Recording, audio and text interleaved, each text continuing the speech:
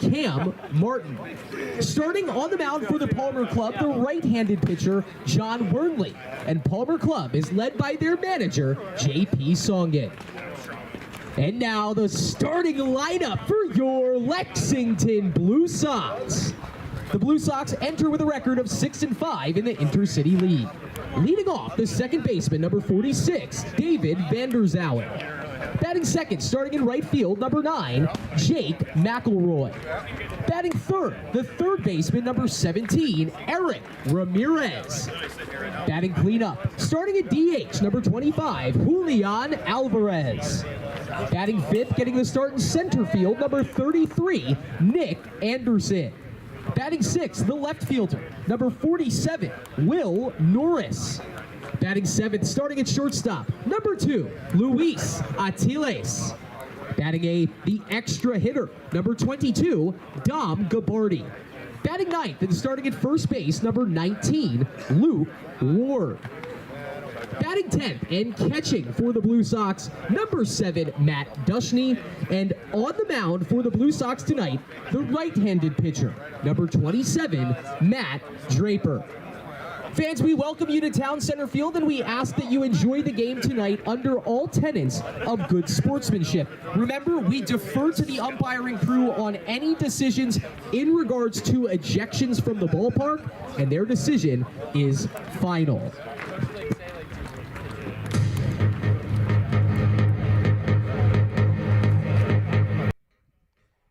Well, once again, Chris Del Sordo helping us get set for another edition of Friday Night Lights, Blue Sox baseball here on LSP. The Blue Sox getting out of Dodge, and by Dodge I mean Dorchester Avenue, Town Field, with a skin-in-their-teeth comeback victory last night against ADSL.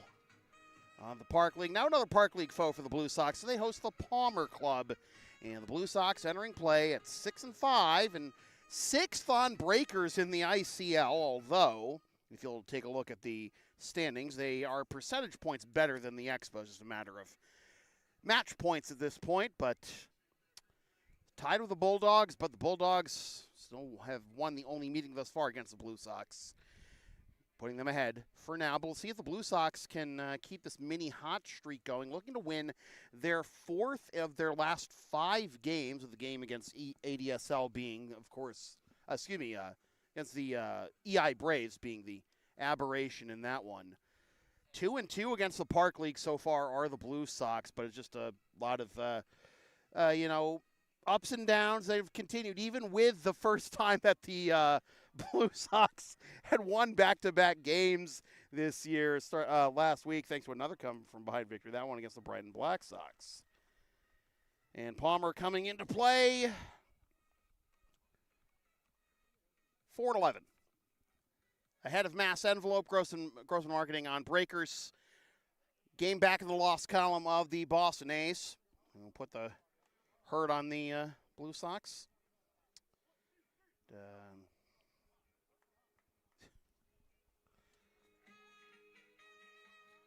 Of course, the EI Braves run away with the Boston Park League, but TJO starting to claw into the race there for number 1, of course.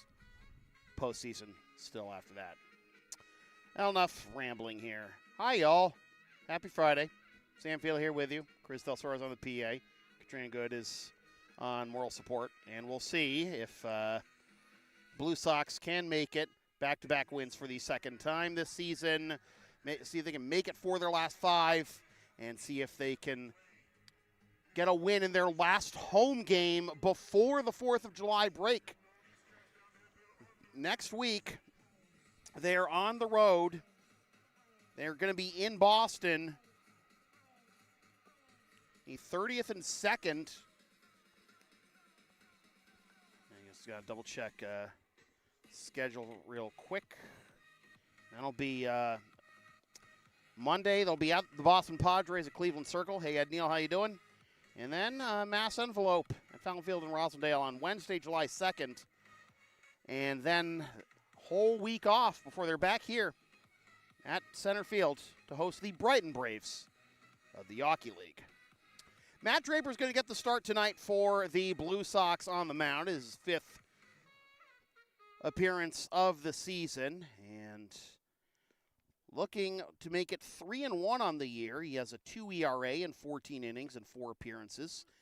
Allowed 11 hits, 4 earned runs, walked 5, struck out 18, surrendered 1 home run. He allowed all 4 of his earned runs were allowed in the loss to the Bulldogs on opening night. He has gone 10 consecutive innings since without allowing a run, and hoping to keep it that way against Palmer here from the Boston Park League. And Liam Russell is going to lead things off, to be followed by John Jones at first. Russell is the shortstop. Alex Venditti at third. Jordan Barthel in right. Christopher Dean, the extra hitter. First pitch coming at you, 7:58. In there for a strike down the chute, and we are underway. Matt McMillan at second. Joe McGee behind the plate. Great catcher name, according to Chris. I mean, who am I to argue, right? It's grounded foul, 0-2.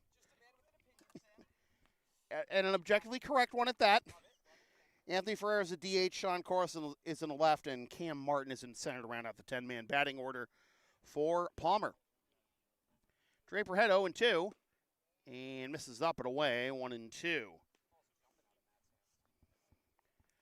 Left to right in the outfield for the Blue Sox is Norris, Anderson, and McElroy. And just missed outside, 2-2 from 0-2 to even all of a sudden. Third to first in the infield is Ramirez, Atiles, Vanderzowen, and Ward. And it's Dushney catching Draper. Fields the little dribbler in front of the plate. Throws on to first for out number 1.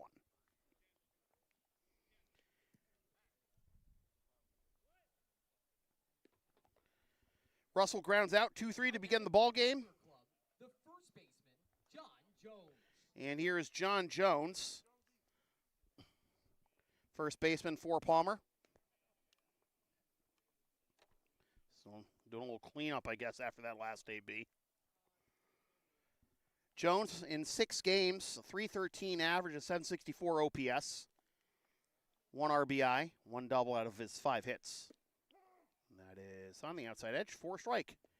And it is 0-1. Get the chance to give you Russell's numbers, but through 6 games of his own, also .313 average with .763 OPS. That'll be popped up, foul ground. Ward going over towards the line. I think he's out of play at this point, and does a, oh, he caught it? Wow. Toe tap indeed. His foot was still on the grass before he did that barrel roll onto the gravel driveway. Catch and carry, I'd say. 34, Alex Venditti. And 2 up, 2 down, just like that. Megatron could never. Here's Alex Venditti, the third baseman. That skips to the backstop for ball 1.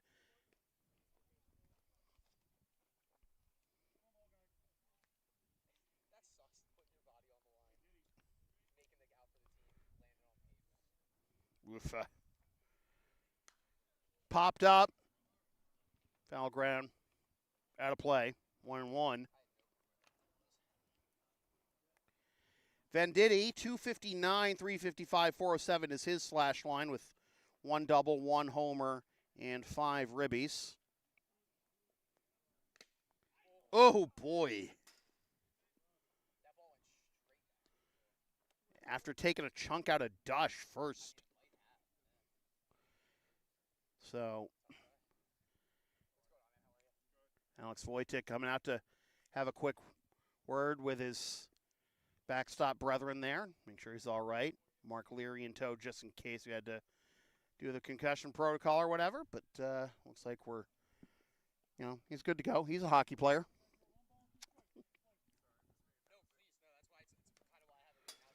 And dribble back here in front of us. It'll be 1-2 still. Blue Sox getting that comeback win over ADSL the other night, but it was a game that had some twists and turns that some quite literal twists and turns that maybe made the job harder than it had to be. For one thing, ADSL only had only 9, actually. 9. Venditti with a quick stroke, but that'll go out of play just a bit out in front.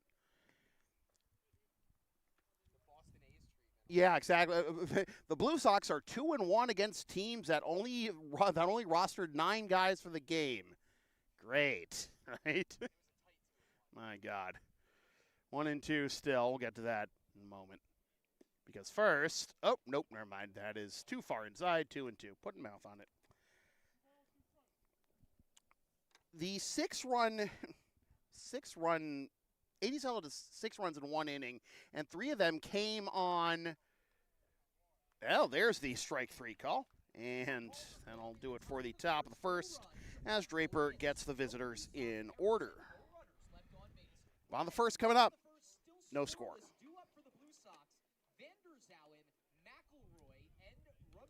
LSP and Shipping Shield are partners in card. Shipping Shields are the eco-friendly sports and gaming card shipping protectors trusted by yours truly. Made in the U.S. and Canada on 100% recyclable cardboard. Use the checkout codes and link on the screen and in the description for a discount on your order. We may receive a commission from those orders, but we thank you for your continued support of whatever this is. So, first, let's give you the Blue Sox lineup.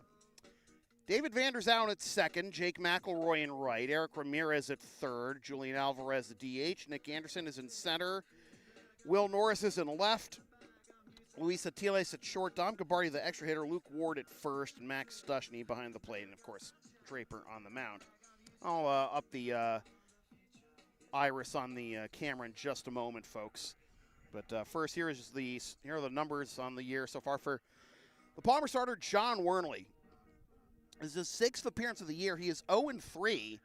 Losses in each of his last 3 appearances. Well, 1 save, which came his first appearance against Mass Envelope in his first appearance on May 20th.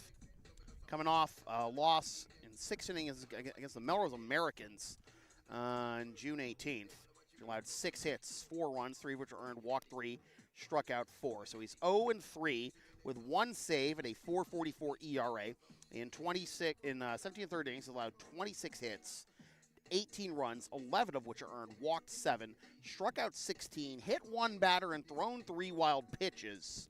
It's good for a whip of 1.904.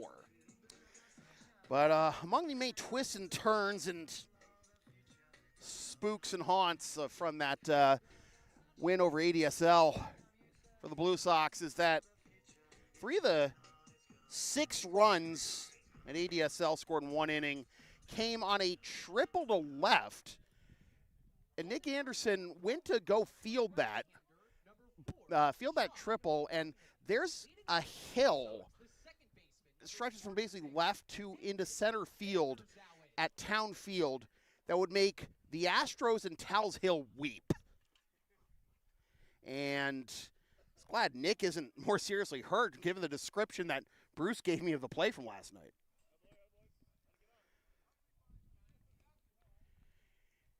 Count is 0-1 to Mrs. Vanderzauwen's baby boy.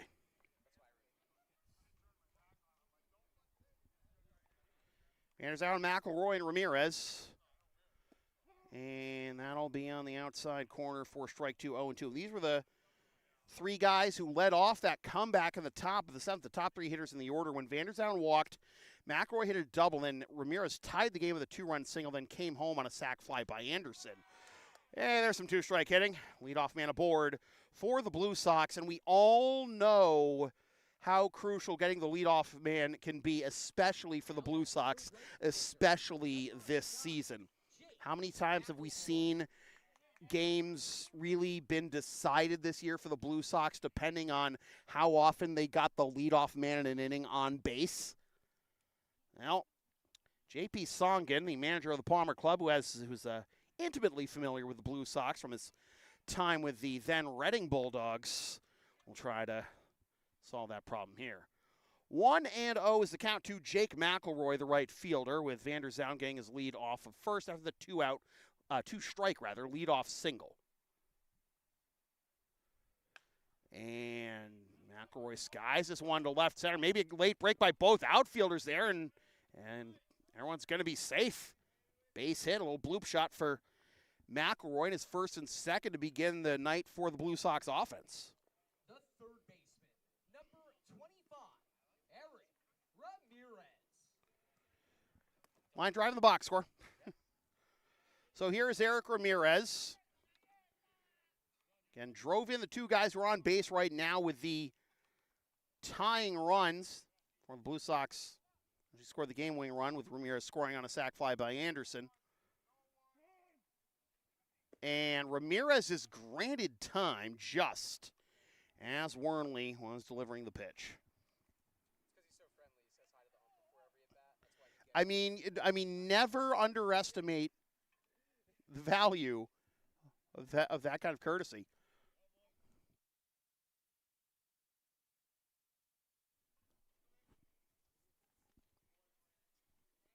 Bruce helped me out. There was actually a single. I guess we wrote down sac fly, and then it was in fact a single. So not to take anything away from Nick, still an RBI and still a game-winning one at that. That is downstairs. No advance by the runners, and it is 1-1.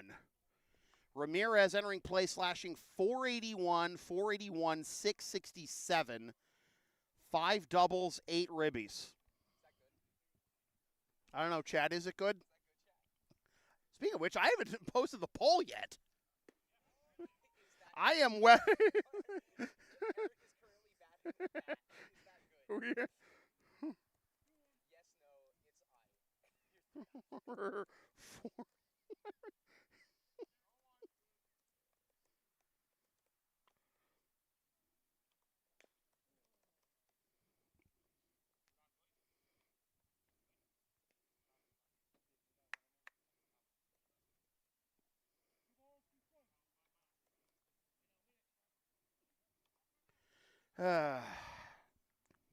We got 2-2 is the count. Ramirez found that last one off. Runner goes. Liner to left, down into the corner, base hit. Ramirez takes a turn for second. McElroy being waved around third, 2-run double for Eric Ramirez.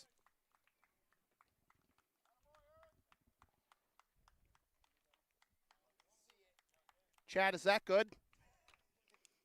How do you do, fellow kids? How are you, fellow youths? Now the dust storm here. The designated hitter, number 25, Alvarez. You forgot the line, man. It's Jules. Now he's got to strike out 3 pitches, you bum. 2-0 is Ramirez picks up his 6th double of the year, and RBIs 9 and 10.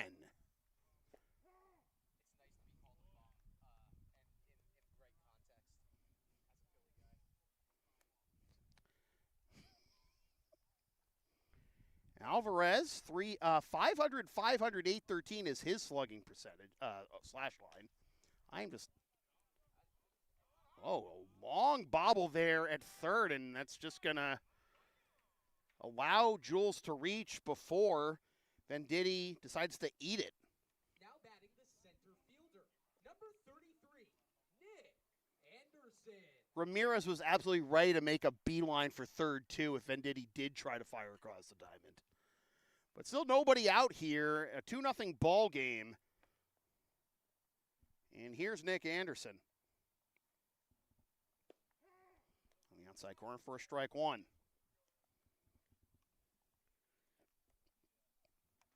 Anderson slashing 389, 455, 611, 2 doubles, 1 triple, 8 ribbies. Runners go, pitch is popped up, and foul out of play. We have an official broadcast. It goes on a Worthen Road.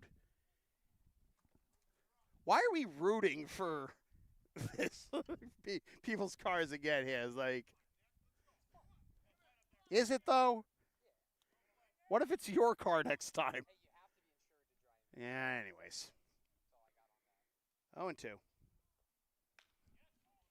Fly ball deep into left, curling over towards the corner, and Wow, somehow able to make the shoestring catch. Sean Corliss really had to drop his glove down there to haul that one in. Ramirez with a late tag eventually does get into third. Jules holds it first. And it is runners at the corners with one down for Will Norris.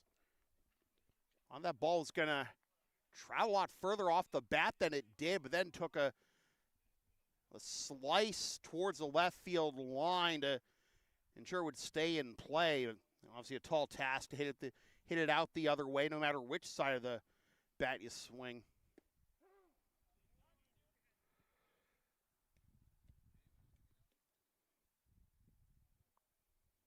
Oh, 1 is the count to Norris.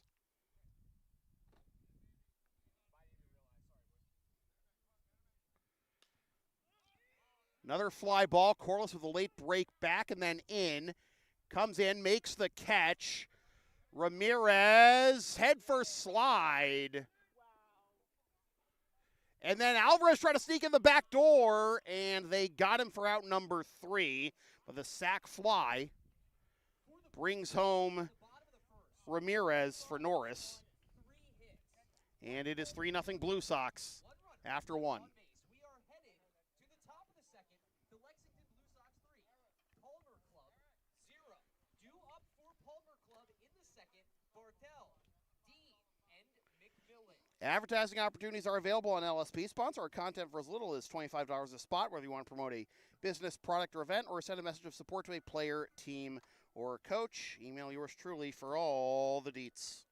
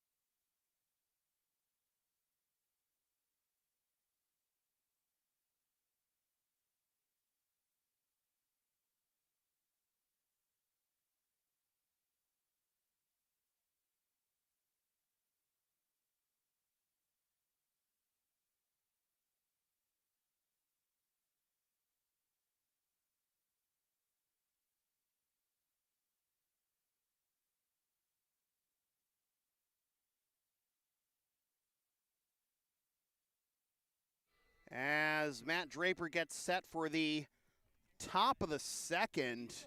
Yeah, it is a lot grayer here than it has been at this time. Last handful of home games. So just trying to brighten things up. And the lights are on. We don't have to worry about rolling blackouts or anything. At least we don't think. But here's Jordan Barthel to lead things off in the top of the second for the Palmer Club. And he comes up empty for strike 1.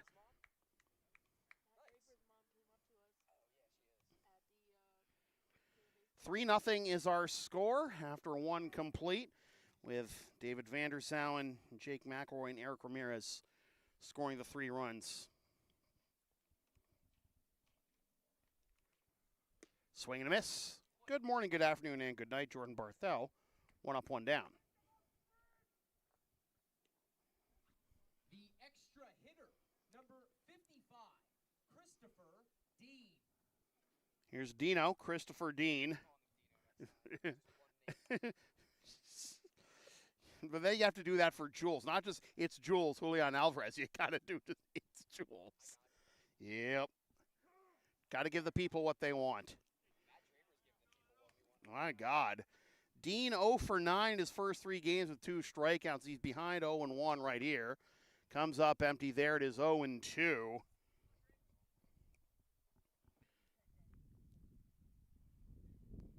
Love the beard, too.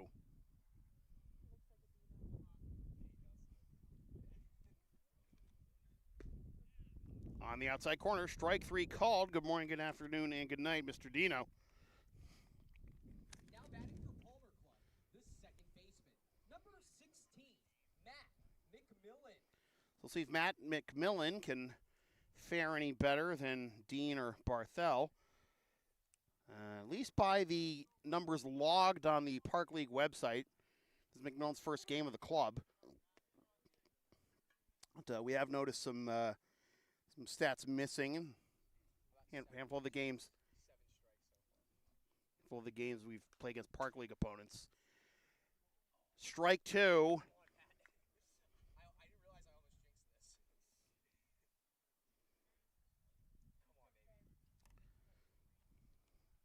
this. It is the top of the second, by the way, just so we're...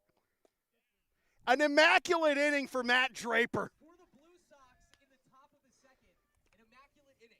For Palmer Club, no runs on no hits, no errors, and no runners left on base. We'll head to the bottom of the second. I've never... Lexington Blue Sox 3. I must have called it an immaculate inning before, and I just didn't really realize it at the time. But just given the, what's really on the line here for the Blue Sox for some much-needed momentum, as their last home game for basically 2 weeks, and Matt Draper being on the roll that he is coming into this game, he's continued it here. He's now gone 12 consecutive innings without scoring a run.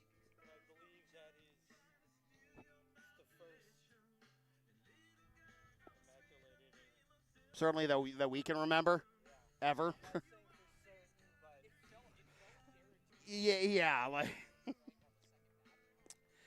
So, off the top of our heads, we can't really think of any other immaculate innings, but there very well may have been. We're just, We've had three.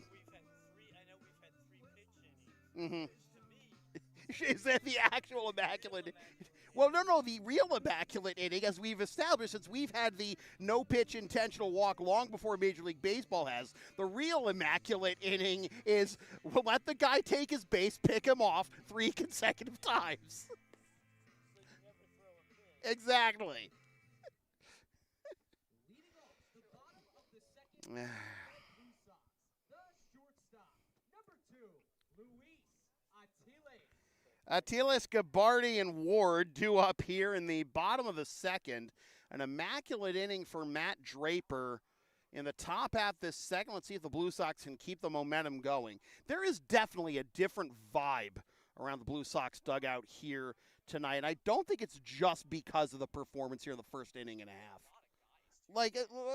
But then again, we've had a lot of guys like on hand for other games this year that didn't go nearly as well. Yeah, but the first thing I asked Rick when I got here tonight was like, who threw the bats around before that top of the 7th? It's not like Sway can really necessarily do that via Zoom or anything. Leadoff single for Luis Atiles.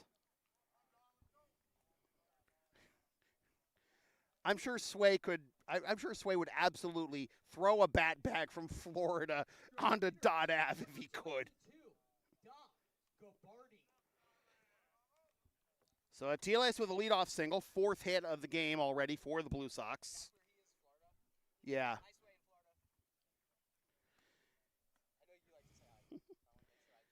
Here's Dom. Ooh, that missed outside for a ball, 1-0.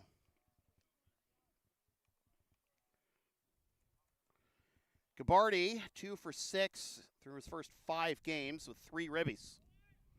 Runner goes, swing and a miss, throw down to second, way offline. Atiles with a steal. Atiles with his first Blue Sox stolen base. The hit just now actually helped his average above 200. He's now 2 for 9 on the year. 1-1 runner in scoring position for Dom.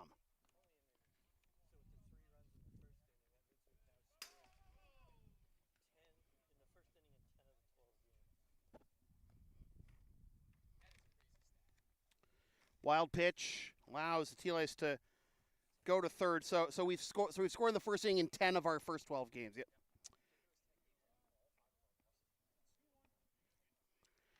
So the Blue Sox have scored in the first inning in 10 of their 12 games. 10 of their first in this now their 12th game.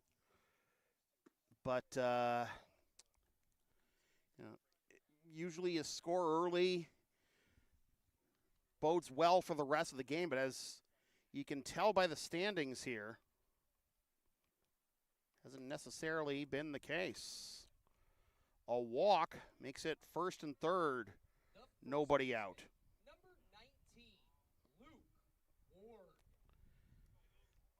Blue Sox 6-5, and if you look at their Pythagorean wins and losses, win-loss percentage, I mean it's not the unlucky. They're not the unluckiest team in the ICL, but at least by those numbers. But you got to feel for them, especially after allowing 9 runs to the EI Braves in 1 inning the other night, and they were 3 outs away from being beaten by another team with only 9 guys available to them, and the pickoff attempt was unsuccessful, and in the back door comes Atiles to make it 4-0. You're right. There's a different buzz with the boys today. How about Atiles, man? Good addition. We get middle infield depth like that, but he's always coming to game. We actually haven't had a pitch in this at-bat yet. Here it is. Runner goes down to second, and the tag is in time, so Gabardi is hosed for out number 1. Pitch was a ball.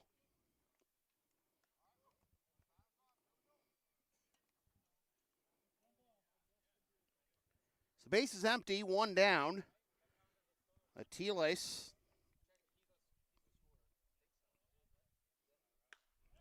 swung on, driven to right. Luke Ward. Yeah. Got to hit it where they ain't, right? Now batting for the Blue Sox, the catcher, number 7, Max Dushney. So we'll see if Dush can keep the line moving. Your favorite number 10 hitter's favorite number 10 hitter. 2 for 13 on the year, but he's not getting on base at the same clip as he did last year. But his value behind the plate as a catcher cannot be overstated. He actually has more hits than walks to this point. Hasn't been hit by a pitch yet. Popped up behind second and called off at the last minute by the shortstop Russell for the out that retires the side. The Blue Sox extend the lead to 4-0 after 2. In the Lexington Blue Sox 4, Palmer Club 0. Due up for Palmer Club in the top of the 3rd, McGee, Ferreira, and Corliss.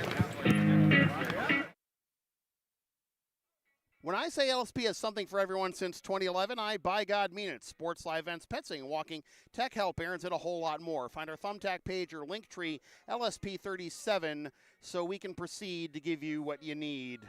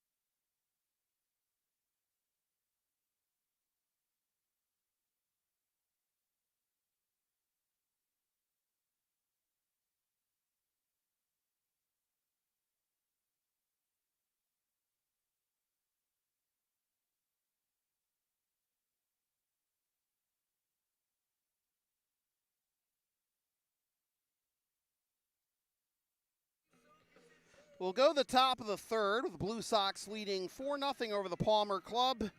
4 runs on 4 hits, no errors, and nobody left, in fact, for the Blue Sox. For Palmer, it's zeros across, except one in the error column. 7, 8, and 9 due up in the top of the third for Palmer. The catcher, Joe McGee, S-tier catcher name, will lead things off. Will be followed by Anthony Ferreira and Sean Corliss. 0-1 is the count to McGee.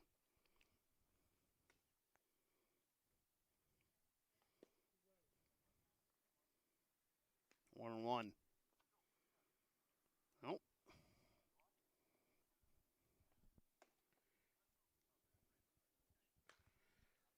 Popped up, right side. Ward. One down.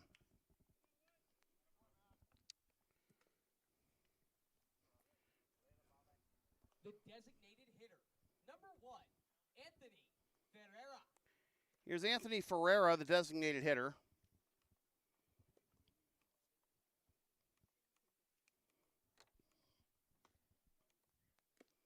And foul tips that into Dush's mitt for strike one. Ferreira's 1 through 9 through his first 5 games, 1 RBI and 4 Ks. 1-1 is the count. I mean, you can point to various specific instances, specific games or specific instances within a game where a team's season really turned around. And grounder foul. And if the performance so far is any indication, that 7th inning against ADSL was we hope will be the turning point for the Blue Sox season this year. Then again, it also might have come at not the best time to have that happen. Because, again, the Blue Sox are on the road Monday and Wednesday, and then they're off for an entire week. So that momentum, that lightning in a bottle that you want to hang on to, that is strike 3 called. Well, you can't, let it sit on the shelf too long. The left fielder, number 5, Sean Corliss. Here's Sean Corliss. Couple nice defensive plays in the early going to possibly limit the damage even more than it's already been done by the Blue Sox offense. Head 1-0. 1-1. Ferreira becomes strikeout victim number 5 through 2 2/3 for Draper. Oh, that is a devastating change up there.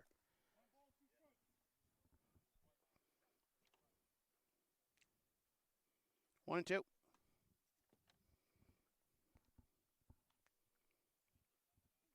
Swing and a miss. Ramping it up there for the strikeout. Number 6 for Draper. 2.5 in the book. Still 4-0. Blue Sox. The LSP store is open. Get yourself a DVD or digital copy of most past LSP video broadcasts or one of several different designs of stickers, shirts, or other merch, including some stuff with my dog, Tina the Long Arena, on it, and some words I've probably said on this here YouTube channel over the years. Email yours truly for game videos or go to Creator Spring for merch.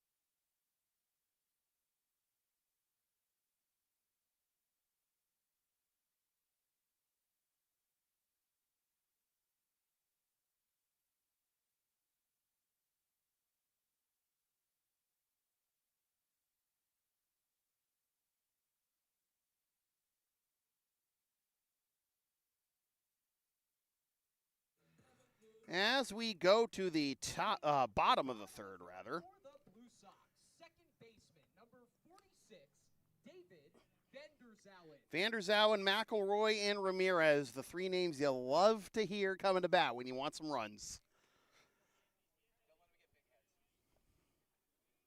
Too late over here. 0-1 is the count to Vanderzowen. Took an 0-2 pitch off the handle into center for a leadoff single his first time.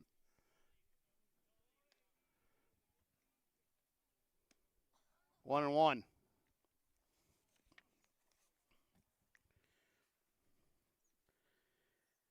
Draper's performance so far this game is a welcome change of pace from the last couple of games in terms of Blue Sox starting pitching. That is down the left field line. That is a fair ball. Vanderzowen pumping all his weight he can all the way to second with a leadoff double, his second hit of the game.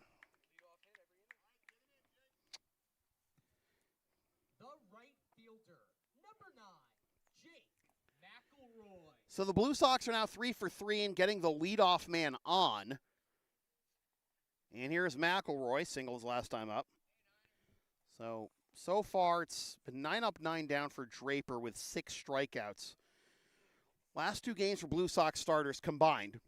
5 innings, 12 hits, 14 runs, only 2 of which were earned. Chad, is that good? I don't need the chat to tell you that's absolutely horrid. 0-1 is a count to McElroy. Walked 2, struck out 2, threw 1 wild pitch and hit 3 batters. It's like the Monstars in Space Jam, except with much lower stakes. Google is free, kids. It was like that movie with LeBron and Bugs Bunny, except good.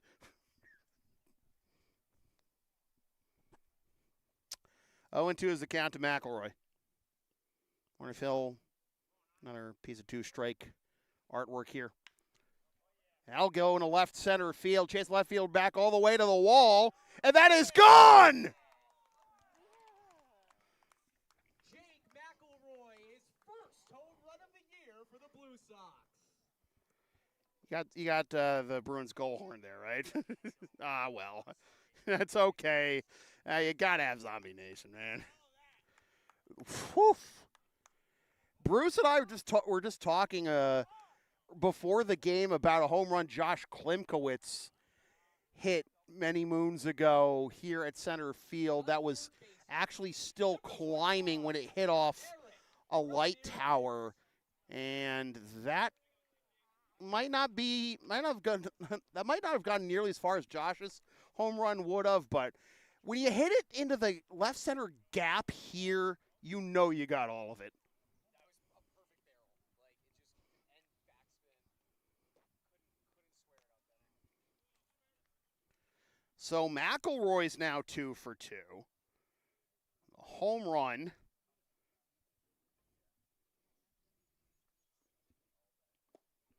Two-strike artistry indeed, right?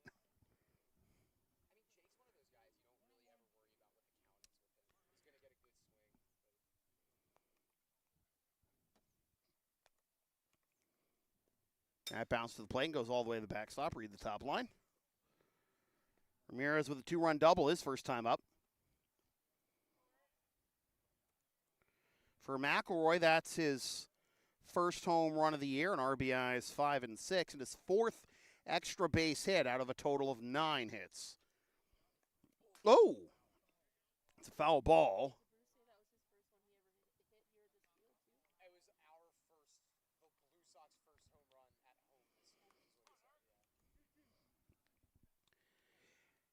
yeah. McElroy, that is his 2nd regular season home run of the Blue Sox. His first came against the base. So that's down the left field line. That is a fair ball. Ramirez thinking double number 2. He's got a double-double.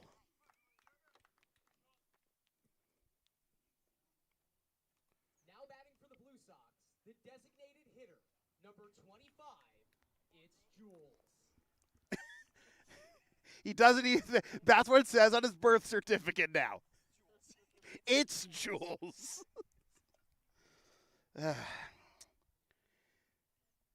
So Ramirez 2 for 2, McElroy 2 for 2, Vanderzowen 2 for 2. See what Alvarez can do here. Can you join the party? I'll watch someone go outside for ball one. McElroy's home run, the first one for the Blue Sox at home this season.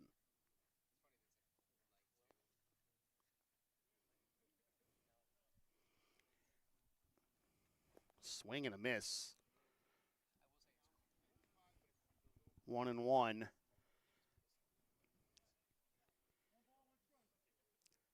In fairness, there have been some years in the ICL where home runs were extremely hard to come by.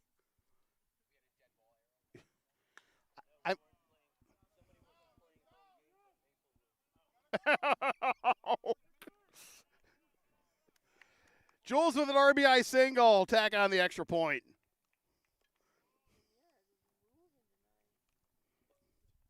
Got somewhere to be, man?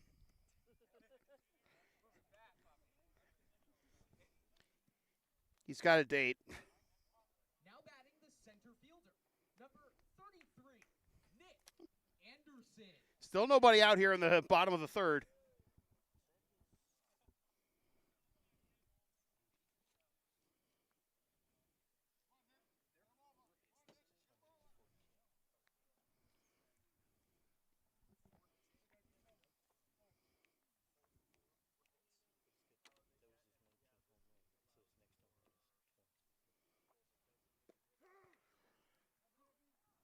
Outside corner for a strike, 0-1. In yesterday's game, Jules hit his 19th career home run with the Blue Sox. And with that RBI single just now, he has 114 career ribbies. Nick Anderson keeps the party going. Still nobody out.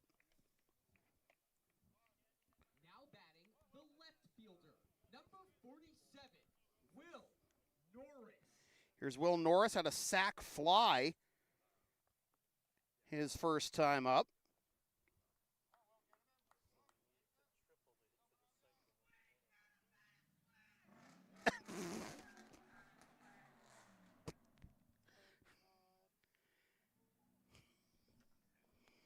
I mean, sure, fine, buddy, that works for you.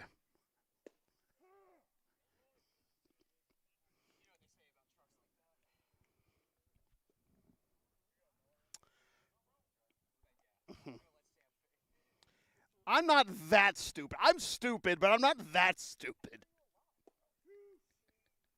1-2.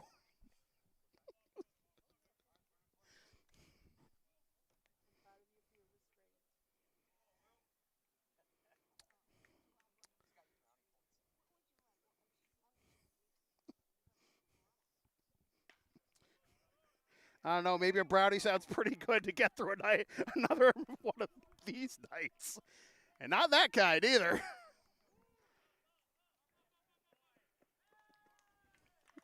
Nine nothing.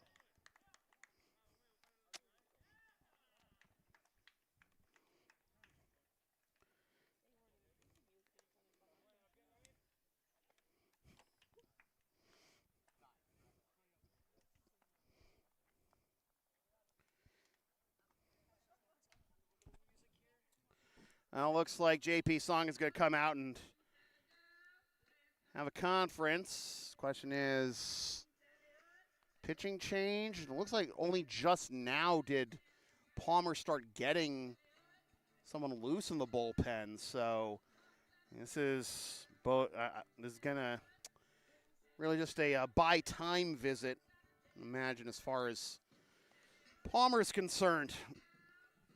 So Jules now with 19 career home runs after last night and 114 career RBI. But yeah, a marked difference in from this game and between this game and last game, and a welcome sight indeed. There's just a different vibe in the ballpark and in the dugout, and you hope this is the start of bigger and better things for the rest of the season for the Blue Sox. But momentum is a real thing, and again, Monday and Wednesday on the road, and then the Blue Sox are off until the following Wednesday, July 9th. They'll be back here to face the Brighton Braves. Here comes run number 10 as that's blooped into center by Atiles.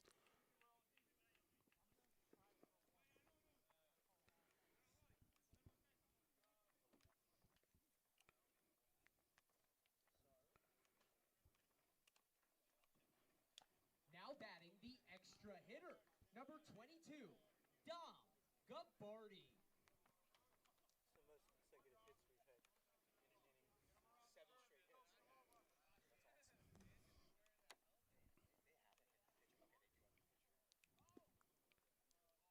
Most consecutive hits in an inning ever, you said, to start an inning? This season. Yeah. Most consecutive hits in an inning this season for the Blue Sox. Here's a grounder that's foul down the left field line, and this marks the second time the Blue Sox have posted double-digit runs in a game this season. The first also being in an interleague game against Al Thomas when they mercied the Al Thomas A's at Roberts back on June 18th.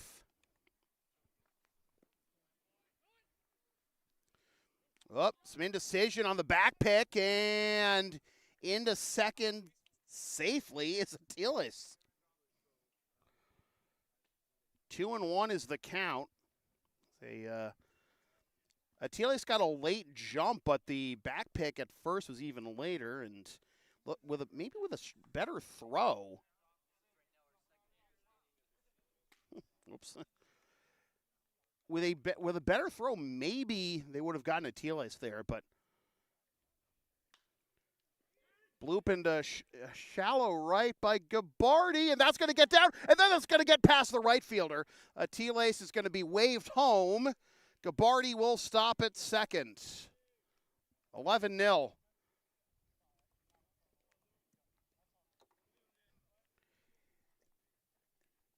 A 7 spot here in the bottom of the third for the Blue Sox. Number 19, Luke Ward. 7 spot, still nobody out. This is tied for the biggest offensive inning for the Blue Sox this year with the first inning against Al Thomas. That'll be down for a ball.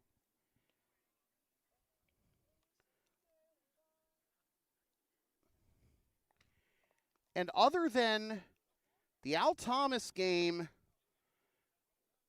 the win against the Chiefs on May 28th, and last night against ADSL, the Blue Sox haven't even scored 7 runs in any other game this year.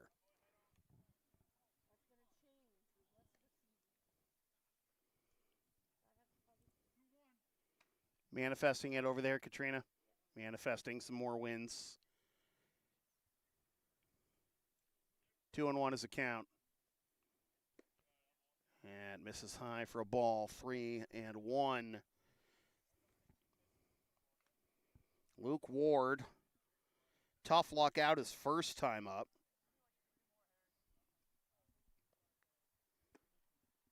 And it's ball 4. So first and second for Dushney. Now batting for the Blue Sox, the catcher, number 7, Max Dushney.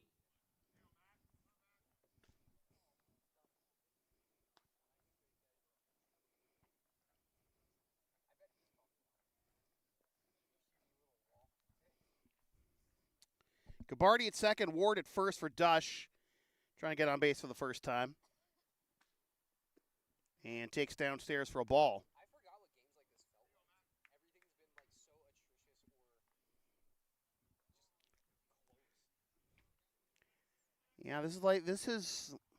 close. Yeah, I mean, even the Chiefs game for the first 6 innings was essentially a laugher, and then the 7th was when things got dicey. Dush into center. That'll be caught, though. Well, got the first out. Unfortunately, it's the expense of Dush, who now remains the only Blue Sox starter to not get a hit or a walk so far. Squared up pretty nicely by Dush, but right into the center fielder's glove. Here comes JP Songen, and that'll do it. We have a pitching change. Come to you from center field. Are you down with the sound called LSP? Of course you are. Then follow and support us on the web, Linktree, Facebook, YouTube. Don't forget to subscribe. Flash your subscribe button. Membership's also available. PayPal, Carrier Spring, LSP 37. Tastes great on a cracker.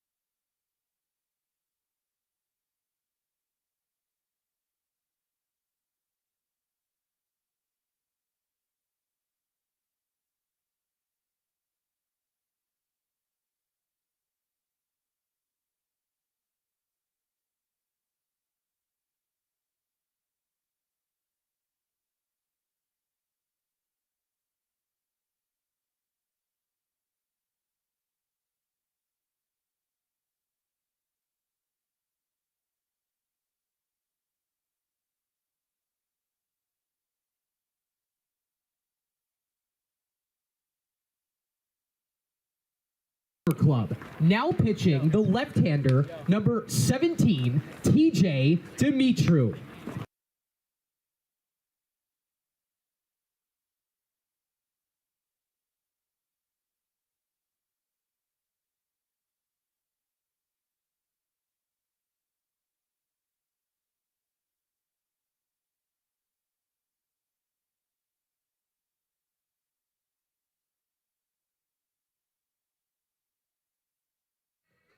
Lefty TJ Dimitru will take over on the mound for Palmer, making his 5th appearance of the year.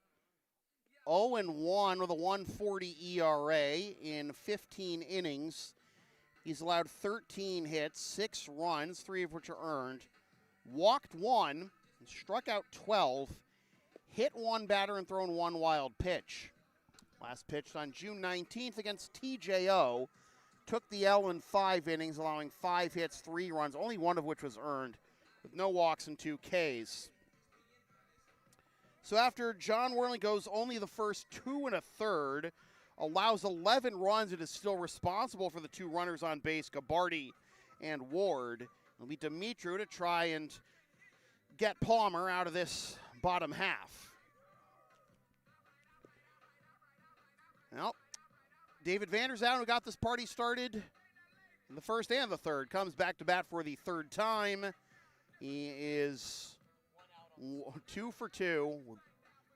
1 out with Dushne's line out to center.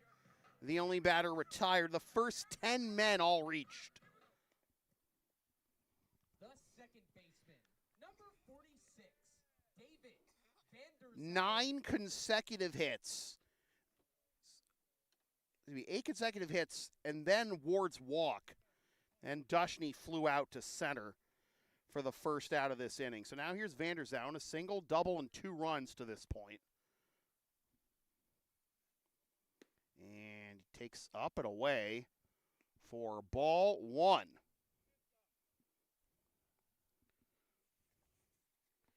Games like these can really exercise your demons. If you're a ball club that you feel like you should be performing better, but you might be middling, and you really let out some frustration with a performance like this, and may God have mercy on whoever the poor souls are that you're playing that night. 2-0 is the count. Popped up. Is this going to be infield fly? Yes, it is. Both umpires calling it, and there is out number 2. It's caught by the shortstop, Russell. The right fielder, number 9, Jay McElroy. So McElroy, coming off the bomb to left center for the first home run of the year for the Blue Sox. His 2nd career Blue Sox homer.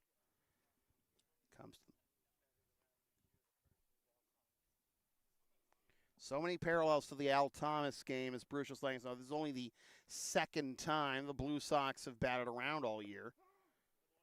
But that's on hard mode because you got to get 11 guys at the plate to do that.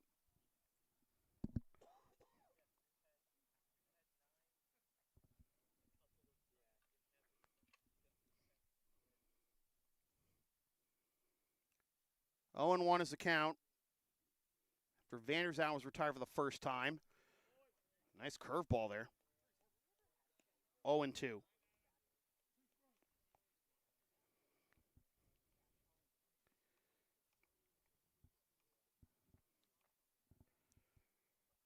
Palmer on Wednesday got mercied by the roommates, the Bulldogs 14-3.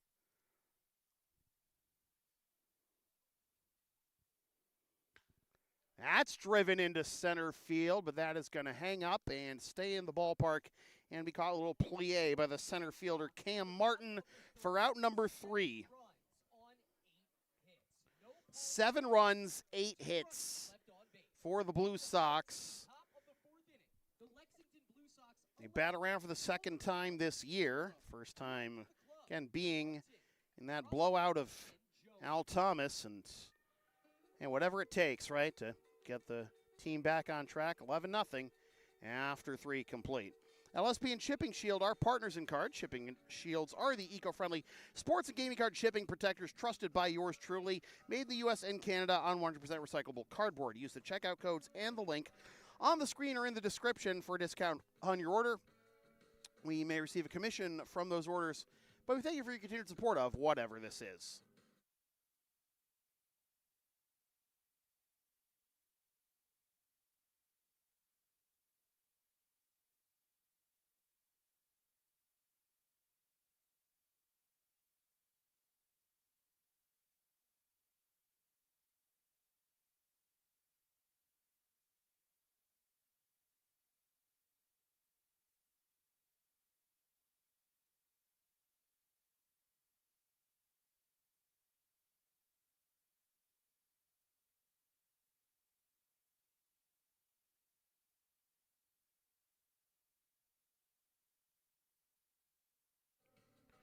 We go to the top of the 4th. It'll be 10-1 and 2.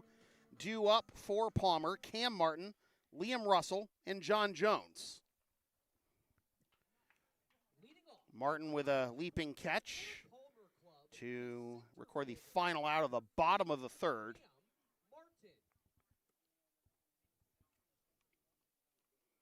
Martin playing in his 7th game of the year. 1 for 11 with 2 runs scored and 3 walks. Takes a strike. His lone hit came against ADSL back on June 3rd in a 1 for 2 performance. 1 and 1 is the count to Martin. Second inning was an immaculate one for Matt Draper, retired Barthel, Dean, and McMillan in order on 9 strikes. Oh, man, that gets you some bonus points. Trick shot, right?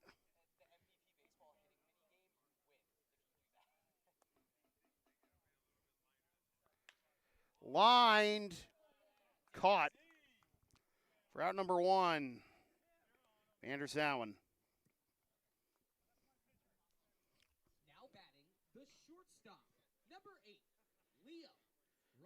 Yeah, but the difference is the truck is in fair territory in MVP. Here's Liam Russell.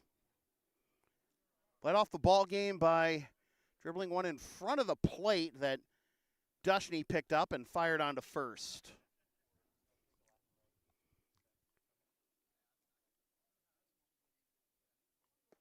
Downstairs, 2-0. In MLB The Show, there is that, generically branded paint bucket, target, hit it here thing in the outfield at Angel Stadium. A little broken bat fly ball that's caught by the shortstop Atiles for out number 2.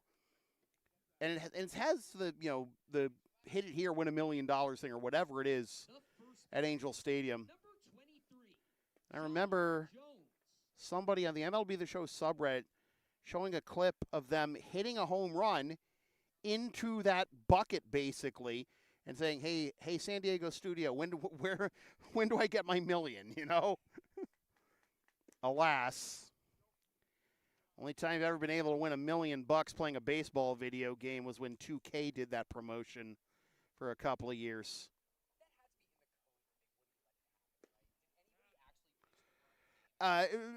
So the perfect game thing in 2K was not as simple as the ads with Evan Longoria made it sound. Obviously, pop fly into left in the Bermuda Triangle, and oh my, look at Will Norris chasing that one down. 3 up, 3 down. We go to the bottom of the fourth, 11-0.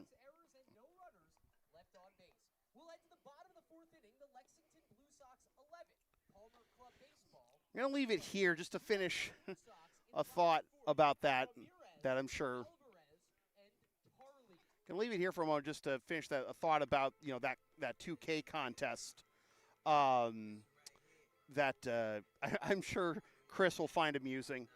So that contest went on for like the last handful of years of 2K doing Major League Baseball. And in one year, I think it was someone from like Deadspin, back when Deadspin was good, who he attempted well, actually, I don't think it had anything to do necessarily with the $1 Million Perfect Game contest. He just decided to recreate Doc Ellis's LSD-induced no-hitter on 2K. The columnist allegedly dropped acid and tried to throw a no-hitter in a video game. How'd it go? Do you remember how it went? I don't know. I mean, do not try this at home, kids. Like, seriously. He should have his own black light room at the Hall of Fame. TJ Dimitru is going to return to the mound for this bottom of the fourth. And remember, in these interleague games, there is a mercy rule. It is 10 runs after 5. So the Blue Sox are in that threshold here. Even if they don't score, they just need to get 3 outs defensively before they give up 2 runs to put an end to this one. The bottom of the fourth for the Blue Sox, the third baseman, number 25, Aaron Ramirez. Won't be easy necessarily with Venditti, Barthel, and Dean due up for Palmer in the top of the 5th. But first, here is Ramirez. We're going to double-double, 2 doubles, 2 runs scored, 4 ribbies. Yeah, seriously.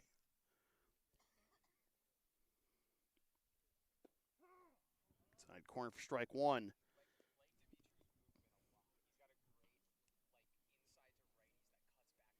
Oh, my God. It's a brutal one. Greg Maddox approves.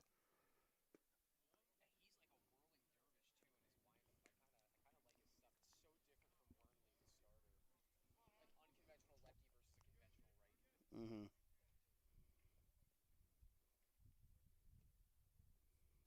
Is it really that whirly, or does he just have like a really short leg kick? Like, what do you?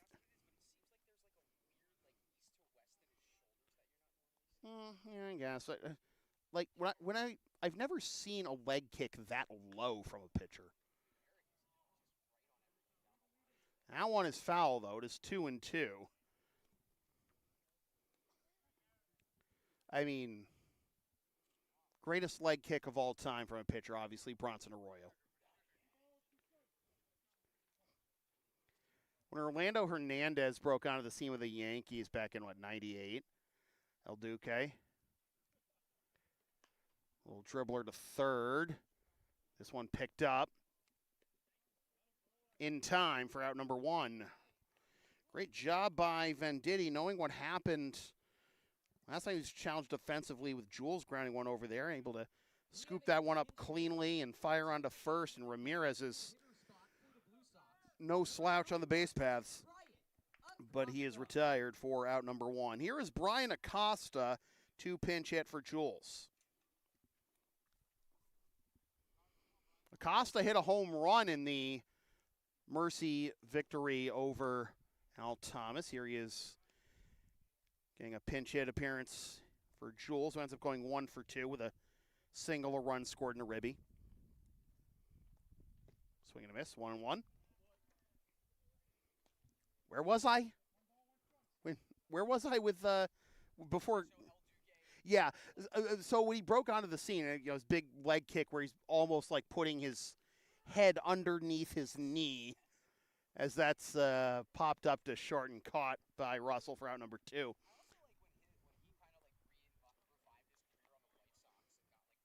I know, right? The center fielder, number 11, Cooper Tarley. Here's Cooper Tarley. Took over defensively for Nick Anderson.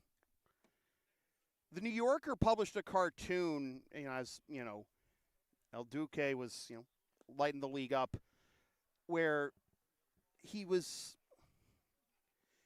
like stuck in the middle of his delivery. The Yankees catcher comes up and he says, like, give me a hand here, I'm stuck. And basically his knee is like lodged on top of his elbow. Well, I've seen Tommy John surgery before, but never for that.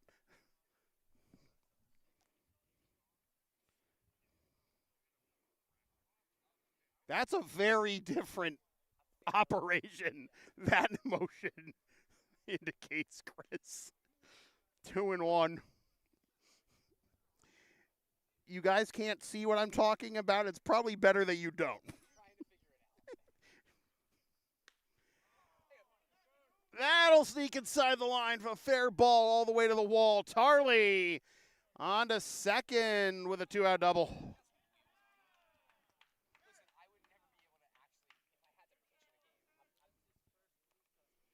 Cooper Tarley's first Blue Sox hit. Save that ball. The left fielder, number 47, Will Norris. Will Norris, a fine defensive play to end the top half of this inning. Sack fly and a double, run scored. And is outside for a ball.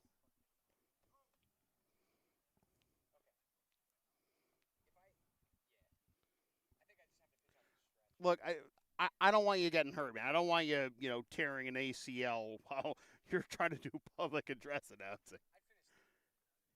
He's a hockey player. Oh, bloop to the right side. That'll land foul for a strike. I mean, literally, though. Didn't say a very good one. You're better than me, that's for sure. I don't think I ever learned how to skate.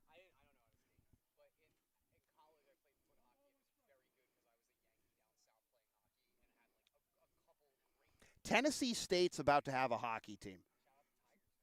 First HBCU with an ice hockey program. That was actually kind of fire. Big kickoff move right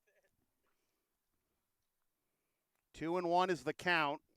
My freshman year, we lost in overtime in the championship game. I scored the goal. We were losing 1-0 with 2 minutes left to send us to OT, and then I flubbed the shot on a breakaway, and we lost on the next trip down the sheet. Oof. That one sticks with me, obviously. 15 years ago, I still have 3-1. 11 goals, in case you were wondering, in an 8-game season in Colorado. That was my sports crowning glory, maybe. Is that one of those foot hockey? Is that one of those things we'll see on the Ocho? It looks ridiculous, but it's the funnest thing. Like there is, indoor soccer, but You're playing on an indoor soccer field, but instead of there being turf, it's like the sport court blue, artificial surface. mm-hmm. Yeah. But you are wearing helmets and pads, and you're getting slashed and stuff. So Mom, can we have arena soccer? We have arena soccer at home. now box lacrosse is great. Box lacrosse is fun, yeah. That's just wild. Whoa! Back foot breaking ball misses Norris by a hair, but wouldn't have mattered anyways. It's ball 4.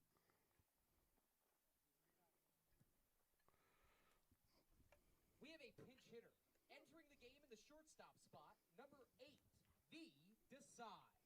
V. Desai will grab a bat and hit for Luis Atiles, who went 2 for 2 with a couple of singles.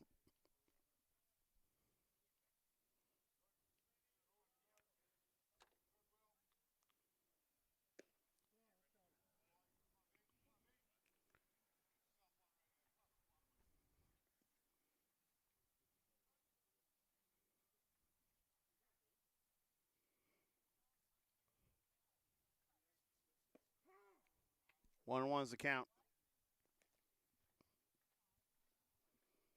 So a couple of two-out base runners here. After the first two were retired with relative ease. Ground out to third and a pop-up to short. Breaking ball slips out of his hand a little early there. 2 and 1 to V. Desai. Desai getting into his 5th game of the year. 2 for 10 with 4 ribbies.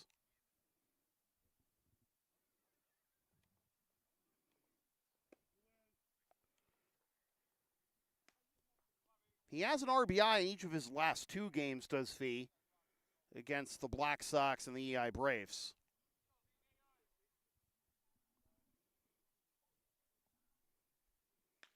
Grounder to the right side. Diving stop by the second baseman. Not going to be in time. The bases are loaded. The ball gets away and then rolls into the bleachers. That'll score Tarley. Norris is at third. We have a pinch hitter. Entering the game in the extra hitter spot, number 48, Brendan Doyle. Brendan Doyle will bat for Dom Gabardi. No RBI there for Desai. He does get a single. The error brings home the run.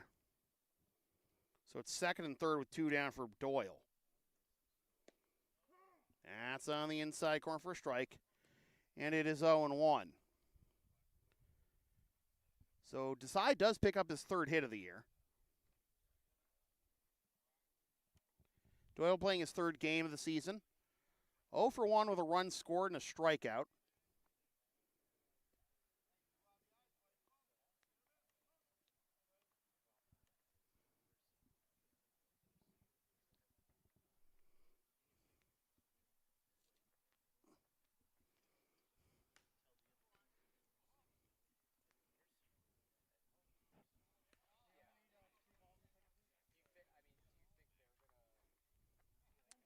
One and 2 is the count, with Norris at third and Desai at second. Dozen in this one for the Blue Sox. Gonna add more. Check swing, and he went around, says the home plate umpire, and that'll be strike 3. And the side is retired with the Blue Sox tack on one more, and it is 12-0 after 4. 2 runners left on base. We are headed to the top of the 5th inning. The Lexington Blue Sox 12, Palmer Club 0. Advertising opportunities are available on LSP. Sponsor our content for as low as $25 a spot, whether you want to promote a business, proctor event, or send a message of support to a player, team, or coach. Email yours truly for all the deets.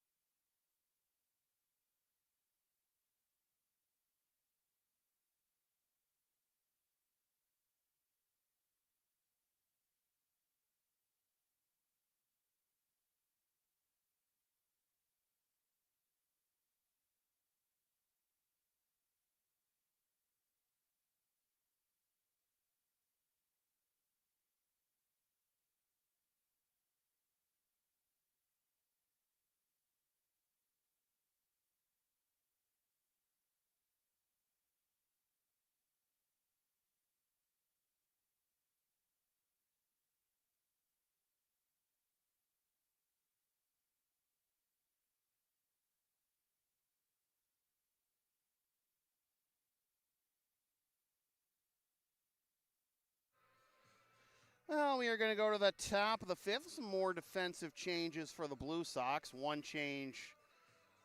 not change of note is that Matt Draper is still on the mound, and really, why wouldn't he? He's doing what he's doing so far. Bobby Daggs is behind the plate, however. Leading off the top of the fifth for Palmer Club, the third baseman, number 34, Alex Venditti. 3, 4, and 5 due up. Venditti, Barthel, and Dean for Palmer.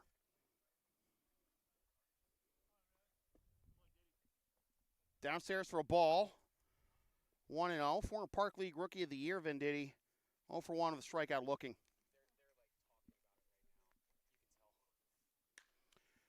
Fly ball into deep left center field, about the same spot. Oh, it is dropped, about the same spot that McElroy's home run was going, but it's only going to be Venditti at first. That The right fielder, number 20, towering fly ball to left center that Norris could not secure.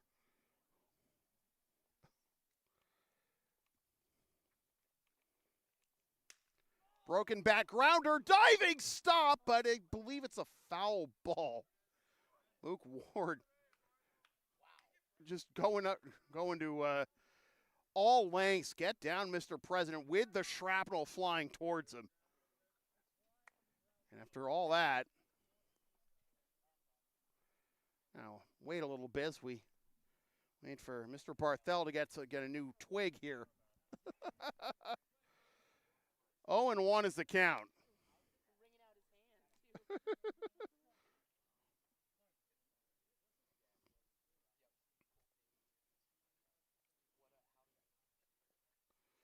Swing and a foul tip into Dag's mitt for strike number 2.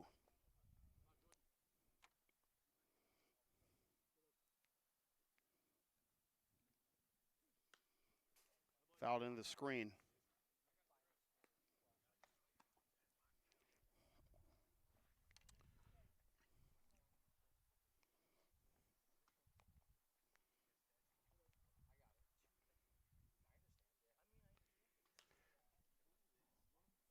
Little cue shot, foul the other way, and it'll land and remain 2 strikes.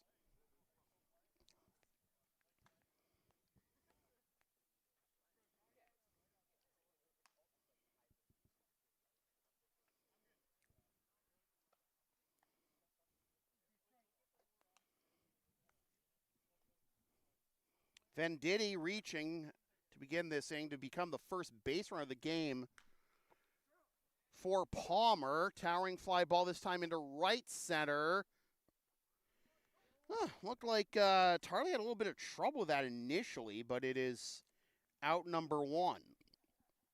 Now batting for Palmer Club, the extra hitter, number 55, Dino Christopher Dean. Christopher Dean to get his second plate appearance of the ball game. He struck out looking in that immaculate inning that Draper had in the second. Venditti reached on an E7, so still no hits yet for Palmer. That's on the outside corner. Will be a strike, 0-1.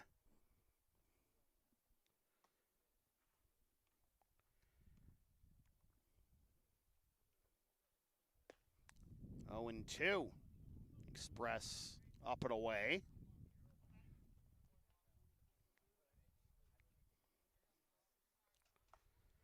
Blue Sox with a run in every inning so far.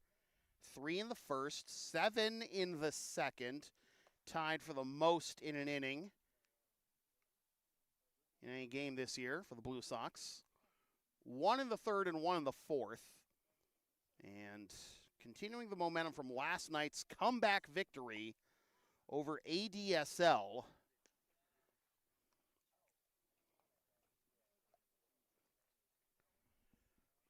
Blue Sox will be off for the weekend. And Monday and Wednesday, They're in action on the road. Visit Ed Neal and company, the Boston Padres, on Monday. First pitch 7:45 at Cleveland Circle. And then they'll visit Mass Envelope at 7:45 at Fallon Field in Roslindale. And then a week off. That one gets away from Dags, and up to second goes Venditti. It'll be a week off for the 4th of July break before the Blue Sox return to action.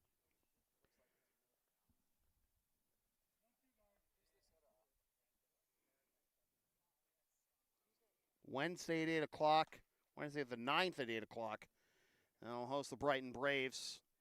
And they'll visit TJO, going back to Fallon Field in Roslindale. And then that is going to be it for interleague play for the Blue Sox. They resume ICL play Sunday the 13th up at Furlow Field for another matchup with the Middlesex Expos.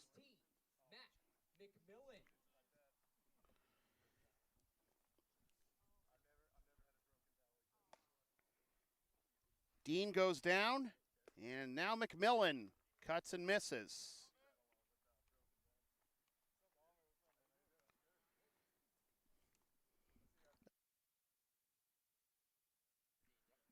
Swing and a miss. 0-2.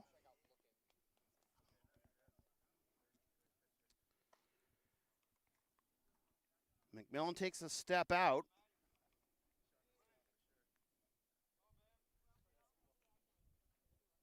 Swing and a miss. Strike 3.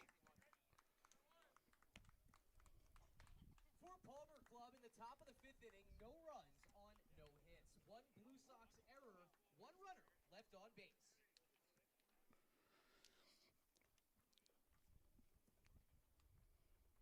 We'll head to the bottom of the 5th inning with the score: Lexington Blue Sox 12, Palmer Club 0. Due up for the Blue Sox. In the bottom of the 5th, Ward, D'Agostino, and Normandy. When I say LSP has something for everyone, since 2011, I, by God, mean it. Sports, live events, pet sitting, walking, tech, health, parents, and a whole lot more. Find our Thumbtack page or Linktree LSP37, or email yours truly so we can proceed to give you what you need.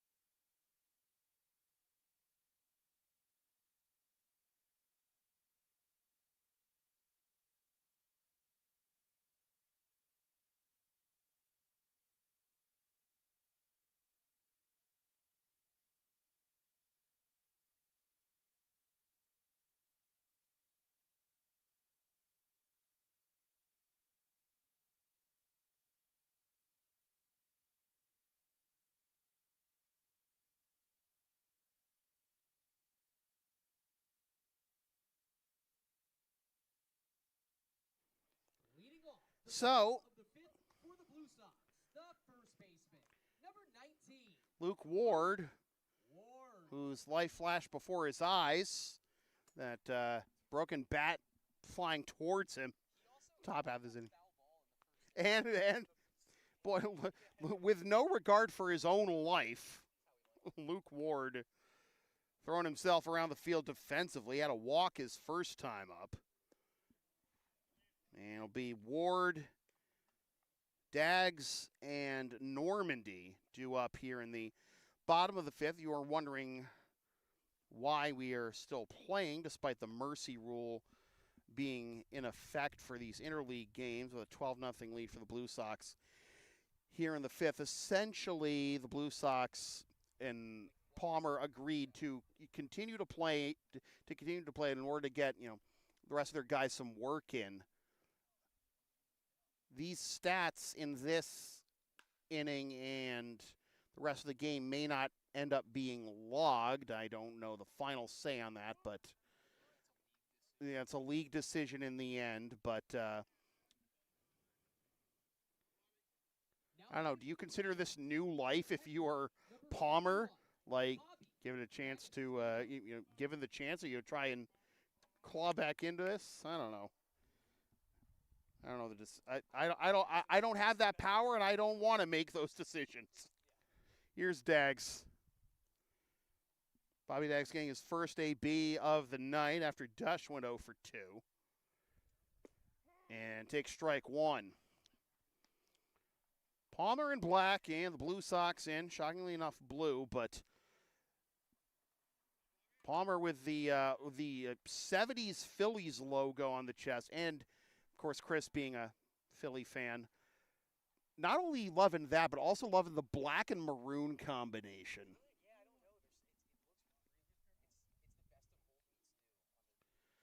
I just dark, like having your two main team colors be like that dark, though, kind of sets off some, I guess, maroon flags and aestheticists or whatever. I don't know, estheticians.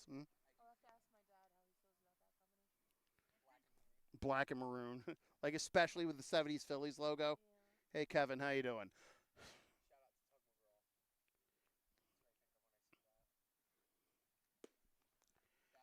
Do you remember, though, that sometimes the Phillies would wear the maroon top with the powder blue pants? Yeah, I also remember the powder blue on powder blue. The maroon top with the powder blue pants was just a product of the 70s. I mean, yeah, so it's like the gold tops and black pants the Pirates wore. I don't know, sometimes when the team is good enough, it just absolves you of all the other sins, right? The second baseman, number 50, Tyler Normandy. Tyler Normandy will get his first AB of the game.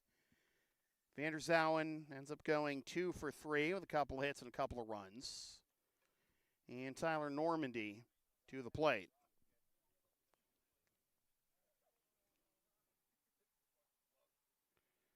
And is up and away for ball one. McGee, Ferreira, and Corliss due up for Palmer in the top of the sixth.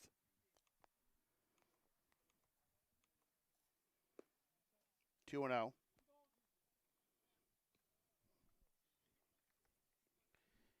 Normandy playing in his fourth game of the year. 1 for 5. His lone hit came against the Americans in his first appearance on June 9th. 2-1 is the count. Normandy was 0 for 1 against EI on the 23rd.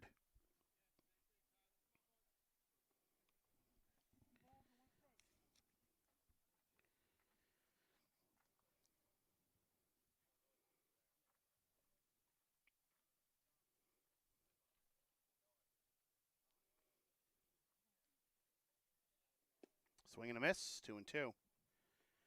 This is the kind of game that you could tell with your eyes and your ears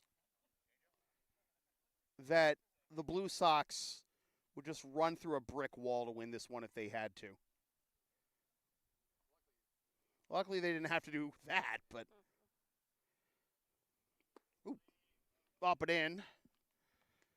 Full count.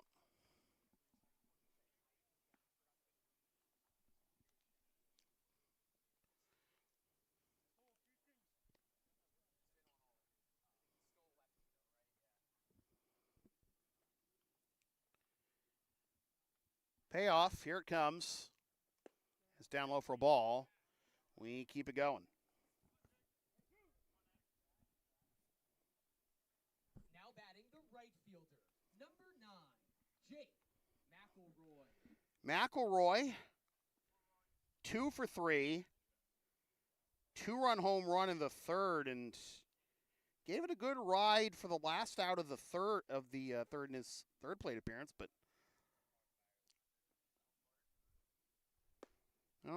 the breeze is blowing out again.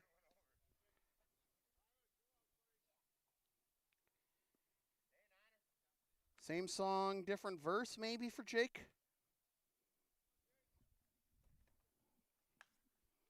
Not quite. Oh! John Jones able to come up with that one, coming in hot from the first base bag for the third out of the inning.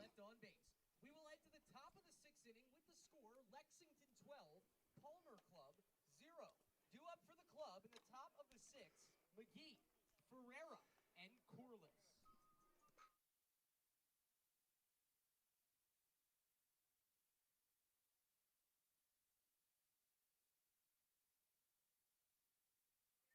Are you down with the sound called LSP? Of course you are. And follow and support us on the web. Linktree, Facebook, YouTube. Don't forget to subscribe. Flash the subscribe button. Membership's also available. PayPal, Career Spring, LSP 37. All the cool kids are doing it.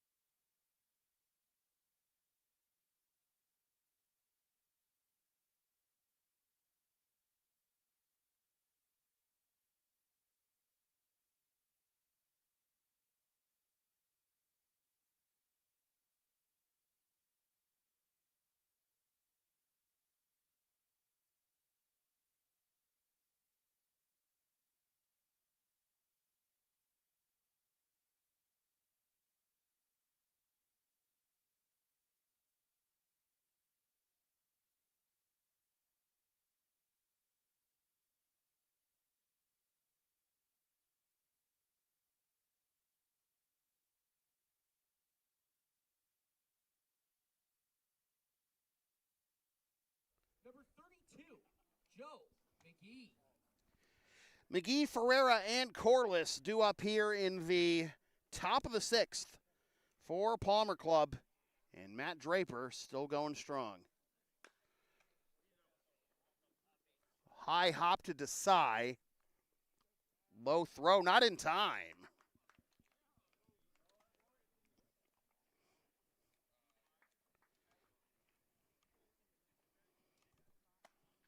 The designated hitter, number 1, Anthony Ferreira.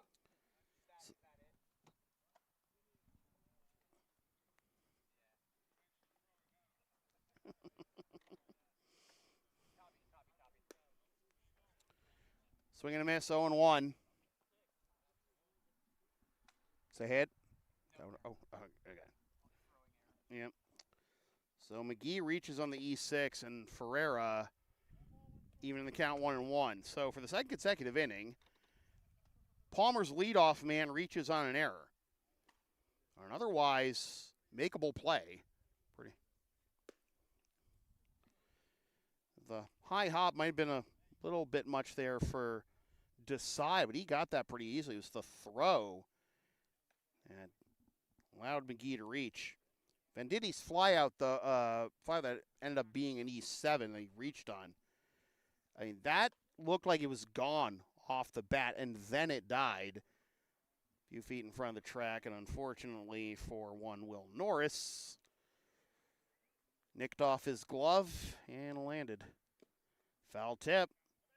Into the mitt. 4 strike 3, 1 down. The left fielder, number 5, Sean Corliss. It's 9 strikeouts now for Matt Draper, but again, we are in mercy rule territory in these in this interleague contest. Mercy rule would not be at play here if this was just an ICL game. So, in the end, the league will decide if this any stats logged after the completion of the top of the 5th will count.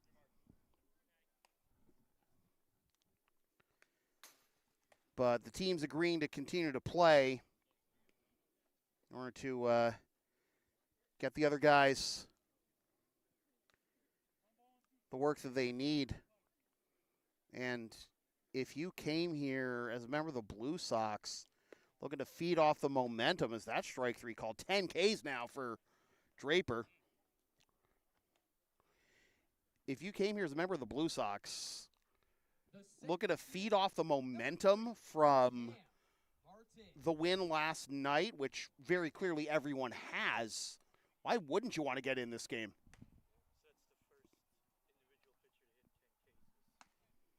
In the ICL? Or for us, okay.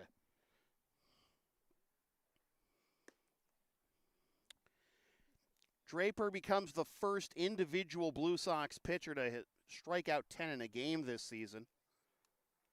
As a team, the Blue Sox have struck out 10 batters a handful of times, but this is the first time a single pitcher has done it within a game. 2-0 is the count.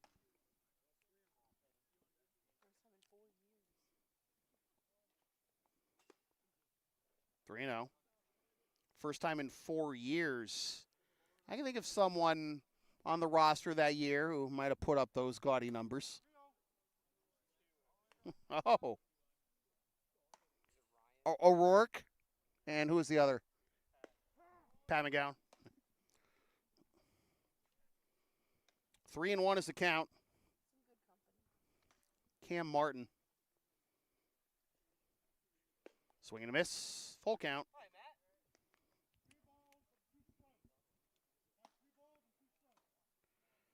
O'Rourke.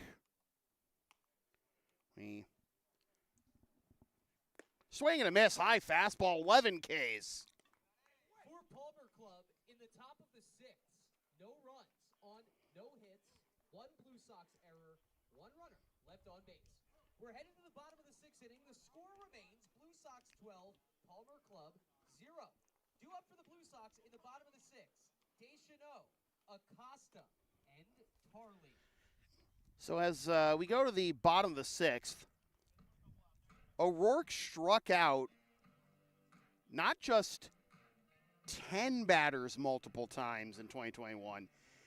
He struck out a dozen batters multiple times. He had 11 against the Middlesex Expos on July 14th, 2021. Before that, a dozen each against the Alabrandis and the Andre Chiefs. And then after the win over the Expos, he had 14 in 6 innings over the Americans on July 22nd. And 13 in 6 innings against the Malden Mad Dogs on July 29th. He also pitched 5 no-hit innings against the Alabrandis in his final regular season start that year with no runs, 1 walk, and 9 Ks. And Ryan that year in 2021 finished 8-0 with an ERA of .420. Nice. A whip of .7, averaged 1.88 strikeouts per 9. Allowed 23 hits and 5 runs and 3 earned runs the entire season. Walked 12. He did walk 6 in that game against Andre, which he struck out a dozen. 94 Ks on the season to 12 walks.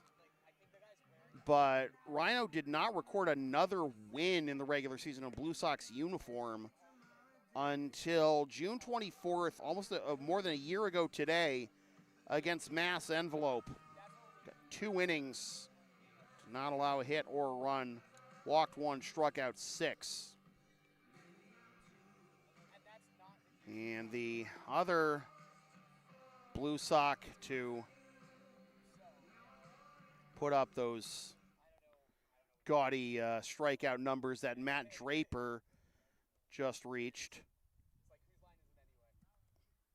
Leading off the bottom of the 6th for the Blue Sox, third baseman, number 13, Lou McGowan. Deschanel.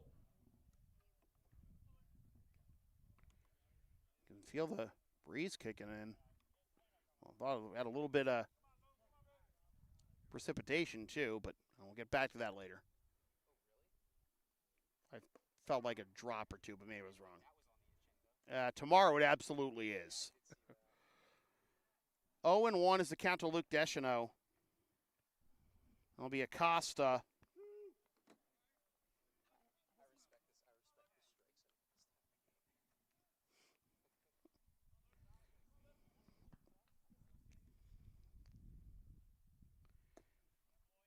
Down away. I mean, even in a spot like this, you can't call that one a strike.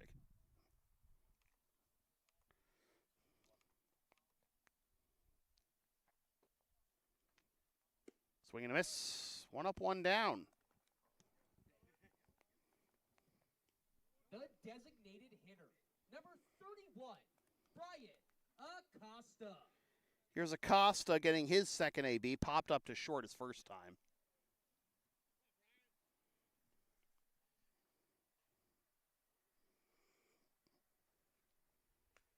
Fouls that one off.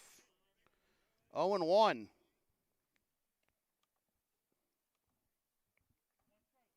to Will Norris's spot, Brian Gare is going to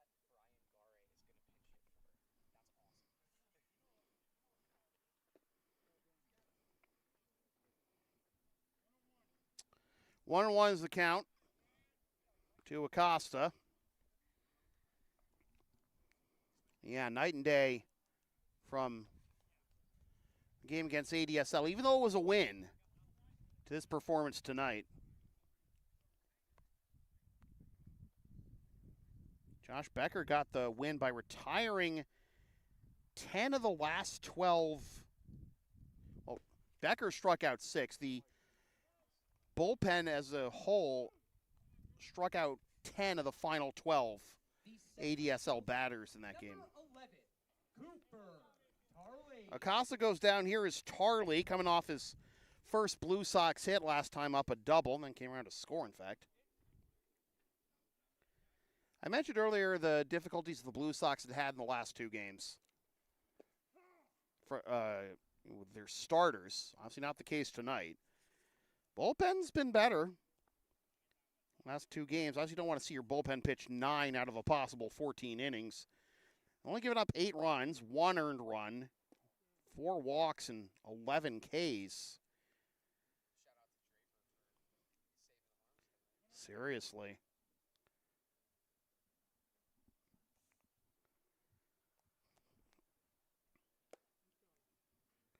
Two and 1 is the count, and Brian Gare has grabbed a bat and is in the on-deck circle with no batting gloves and no protectors whatsoever.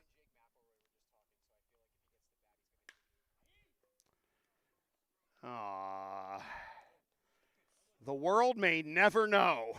For the Blue Sox, in the bottom of the 6th inning, no runs on no hits. To the 7th we go. Closing time for the Blue Sox. Left on base. We'll head to the final inning with the score Blue Sox 12, Palmer Club 0. Due up for the club in the top of the 7th, the top of the order, Russell, Jones, and Venditti.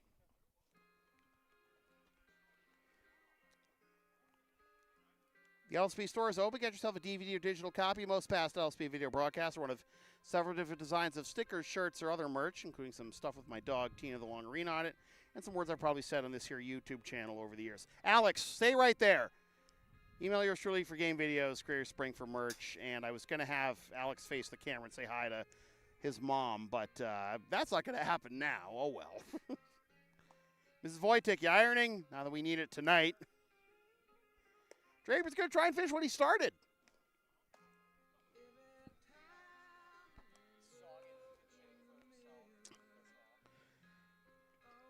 Draper's only allowed 2 base runners tonight, and they both reached on errors, leading off each of the last 2 innings. Top third of the order, top 3 hitters, I guess, in a 10, not entirely the third, in a 10-man lineup. Russell, Jones, and Venditti due up for Palmer. 11 strikeouts in the game for Matt Draper. First time in 4 years that a Blue Sox pitcher, a single Blue Sox pitcher, has struck out double digits in a game. the top of the 7th, number 11, J.P. Songin. And here is J.P. Songin to pinch hit for Liam Russell to begin. Top of the 7th. Because why not?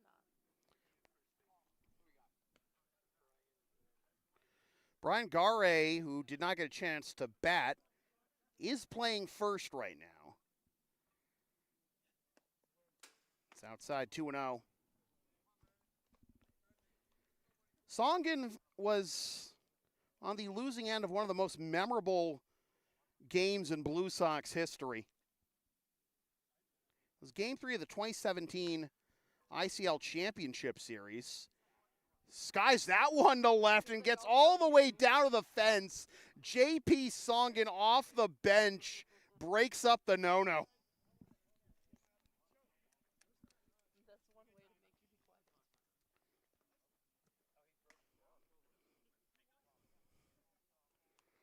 be quiet. Ooh. Now batting for the club, the first baseman, number 23, John Jones. Maltazea. Doyle, rather. Doyle, glove got messed up there. Here's John Jones.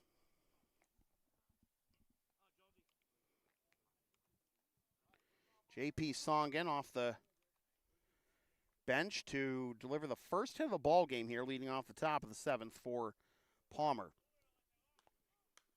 Down on the screen, read the second line. 0-1. Songin, as I said, was the losing pitcher in Game 3 of the 2017 ICL Championship Series when he was with the Reading Bulldogs. That's something east for strike, 0-2. And that was the championship clincher for the Blue Sox in that game. But it was a 2-1 victory for the Blue Sox in 10 innings. In a game that, to end a season where the Blue Sox offense was as prolific as I've ever seen them. And they were facing the then Reading Bulldogs, who had become the lowest playoff seed to reach the ICL Championship Series. It was the only time that the Bulldogs franchises reached the finals. And they battled the Blue Sox to the very last out, deep into extras in Game 3 before Blue Sox walked it off in the bottom of the 10th. Double clutch at second, but they do get Songin for the first out. The third baseman, number 34, Alex Venditti.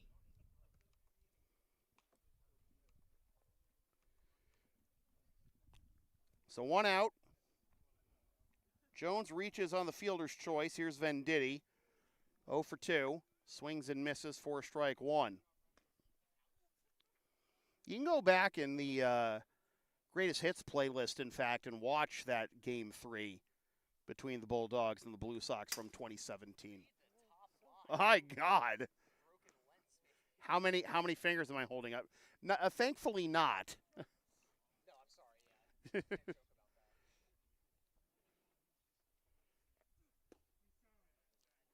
that. I can hear Draper exerting himself, trying to, really emptying the bucket here, but there's any upshot, he's going to have a good amount of time to recuperate after this.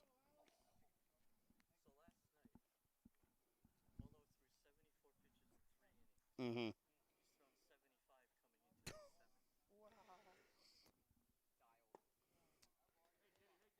You worry about pitch count sometimes. Well, it just feels it feels like Draper's actually thrown more, just maybe because we've gone on longer than maybe we necessarily expect this game to go at this point. But last night in 3 innings, Jack Volo threw 74 pitches. Through the first 6 of his outing tonight, Draper threw 75. And Inflation is a hell of a drug. Read the third line. If mom watches you, she'll want to watch this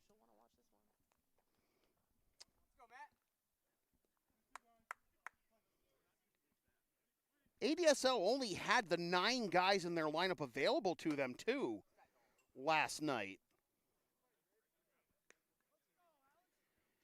The Blue Sox were 3 outs away from falling to 1-2 this season against teams that had only rostered 9 guys for that game. Alex Venditti and gonna get his money's worth here from Matt Draper. Oh, he got the walk. He was the first base runner Now batting for the club. for Pitcher. the club. 5, Jordan Barthel. And now he's got a walk. There's Jordan Barthel. That's on the outside corner for a strike. When the Blue Sox made their comeback in the top of the 7th last night against ADSL, so that's grounded into center field for a base hit.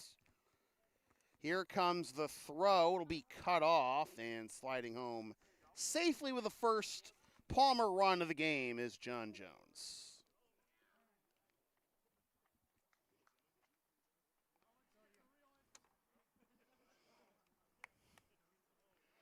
Well, Rick DeAngelis has decided to come out, and it's not going to be it for Matt Draper, with Christopher Dean due up next. Just a little pep talk, say, hey, don't worry about it. We got this. All right, he's going to stay in there. And now here's Christopher Dean. I'm sure, Draper could have been frustrated after not being able to put away Venditti.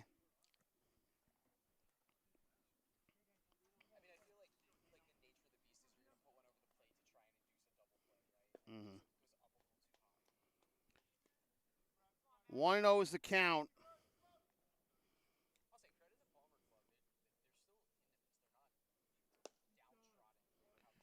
2-0. Palmer's been in good spirits, all things considered, especially considering the score.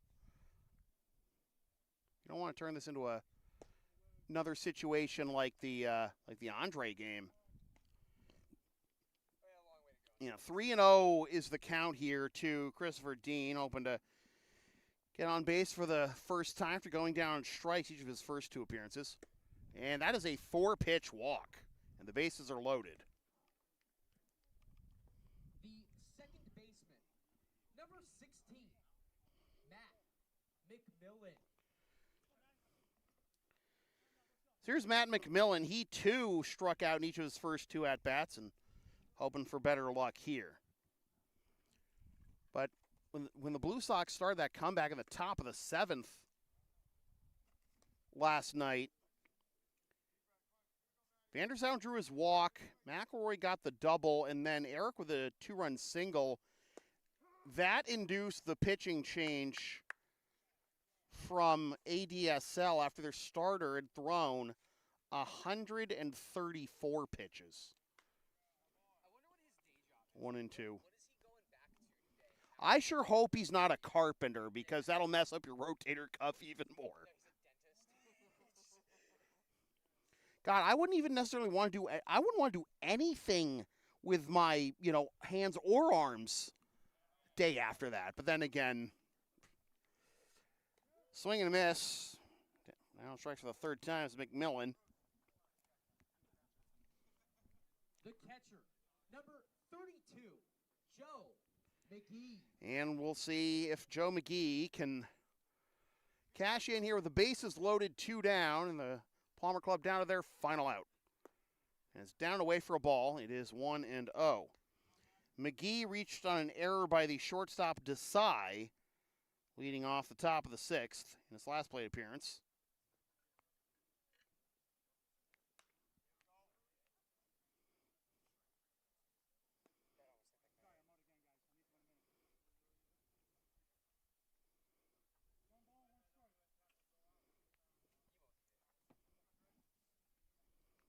1-1 is the count.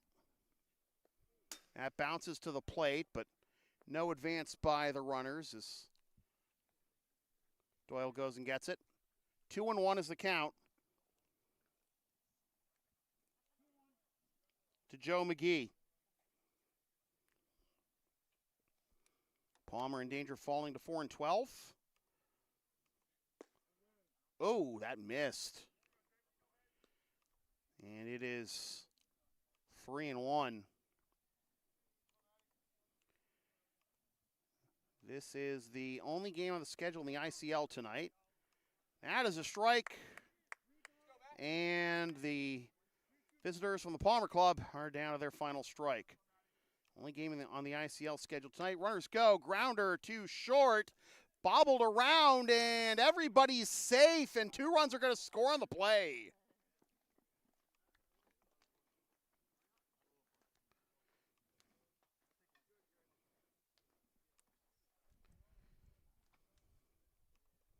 The designated hitter, number 1, Anthony Ferreira. Anthony Ferreira is going to grab a bat, but first, Rick DeAndres is going to go grab Matt Draper. Yeah, I know, right? Gotta feel for the guy. You know, pitching so well, and you want to finish where you started, but what more can you do? And he's getting a big round of applause from the Blue Sox faithful as we have a pitching change coming to you from center field.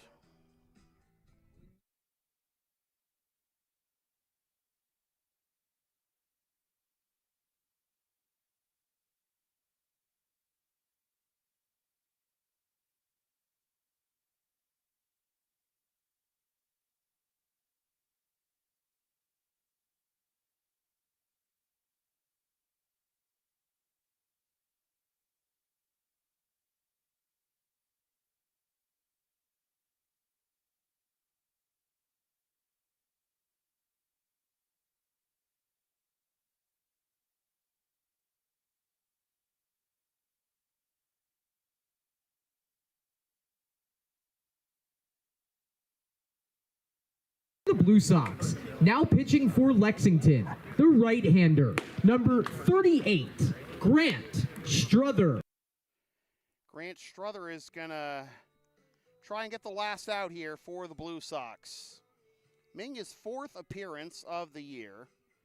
No decisions, 3 innings, 5 hits, 1 earned run, 2 walks, and 1 K.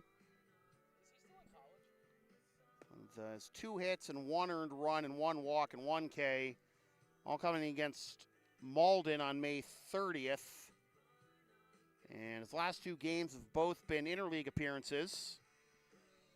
Against Brighton on Saturday, the day of baseball, win an inning. Allowed 1 hit, but no runs and 1 walk, didn't strike out anyone. Also threw 2 wild pitches against Malden. And then last time out against EI, allowed 2 hits, but no runs or walks or Ks or anything else in 1 inning of work. So it's the first 6 2/3 for Matt Draper, but he can't quite finish what he started. And Struther takes over to try and get the last out of this ball game. 12-3 is our score here in the top of the 7th with 1st and 2nd, 2 down for Palmer Club, 3 runs home here in the top half. Now this game was 12-0 after the visitors have the 5th was complete. So generally in the interleague rules, that means a mercy rule and the Blue Sox would win. So, oh boy. Hey.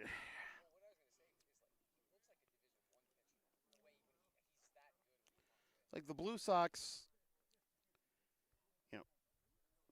wanted to keep playing because they had all these guys that wanted to get the work in. And why wouldn't you want to feed off the momentum from last night's win? And Palmer agreed, and here we are. Ooh, sweet chin music, and it won't pass the aux. 1-1.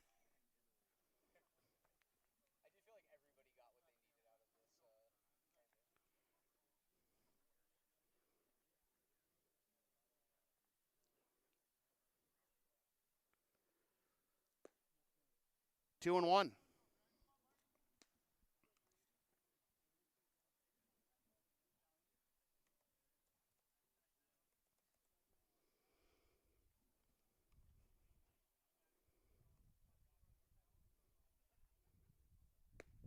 Three and 1. Strother was 1-0 in 4 appearances and 6 2/3 innings for Tufts this last year.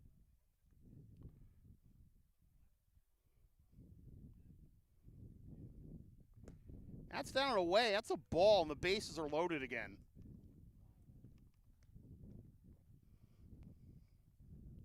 The left fielder, number 5, Sean Corliss. Here's Sean Corliss, left fielder. Some fine plays on a fly ball, a couple of fly balls in the first inning. And he comes up empty for strike one here, 0-1.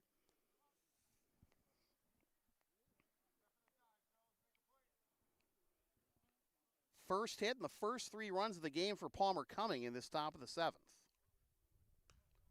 Fouled off. Now Palmer's down to their final strike. And it's the only game on the docket tonight in both the ICL and the Park League. Blue Sox back in action Monday and Wednesday next week. 2 road games and the 4th of July break. 1-2. What? Why?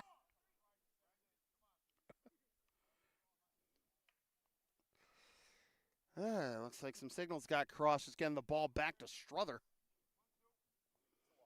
Yeah, clearly. 1-2.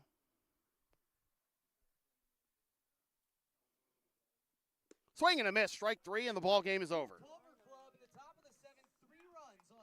Blue Sox win 12-3. Back-to-back wins for the second time this year for the Blue Sox. They improved to 7-5. That is 14 points, which vaults them ahead of the Middlesex Expos.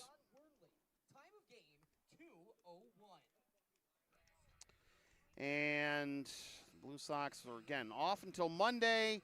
2 games next week. Just want to let you guys know, awesome job. Thank you, appreciate it. Yeah, fantastic. 2 games next week in Boston, and then 4th of July break, they'll be back here against the Brighton Braves of the Yawkey League.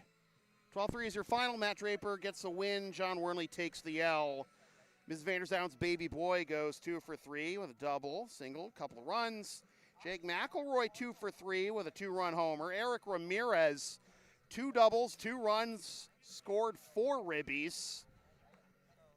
And the shortstops combined to go 3 for 3. Atiles and Desai. I'm not trying to kill your wife. Okay, you're lying. I say all the sweetest things about your mother for over a decade, and this is how you repay me, Alex? Your fault. That iron's going to be used for a very different purpose if you don't watch it, boy. Ms. Wojtek, come get your son. Final score from center field, Lexington High School, Lexington, Mass.